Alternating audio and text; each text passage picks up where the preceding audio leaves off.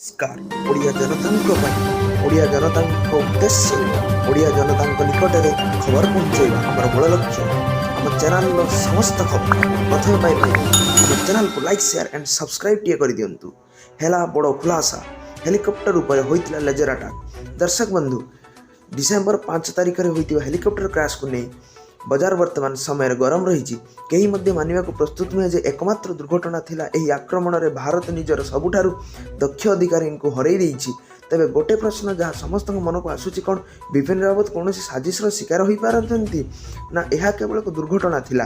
एही आक्रमण में षड्यंत्र गंध सेतेबेले आसिला जेतेबेले सेनार जड़े रिटायर अधिकारी कौन एक षड्यंत्र होइछि बोली निजर मंतव्य रखिले। यापर षड्यंत्र अनेक दिग बाहर को आसिला।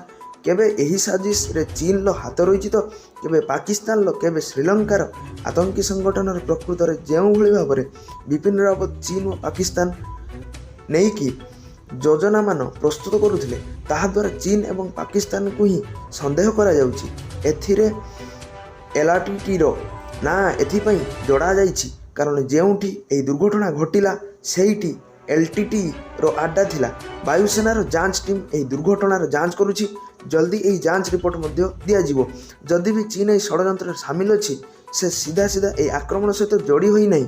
बिपिन रावत जो भली चीन विरुद्ध में बयान देउथिले ता चीन को सर भली लागुला। सीडीएस बिपिन रावत एभली दुर्घटना सारा देश में शक खेलाई देइछि। तेबे सतरे कौन सीडीएस रावत हेलिकॉप्टर दुर्घटनार षड्यंत्र करिथिला चीन।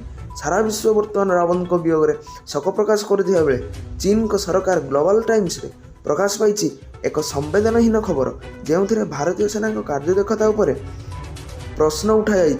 एथिरे रूस और भारत मध्य निकट में होइतिबा सामरिक चुक्ति को इंगित करा सहित अमेरिका एभली घटाई बोली चीन अपेक्षा कराई। रूस ठारू भारत S-400 मिसाइल किणवा को अमेरिका विरोध करथिला किंतु भारत रूस सह चुक्ति करथिला। यह सहित S-400 मध्य भारत को आसीबा यह मध्य आरंभ हो जाइछि।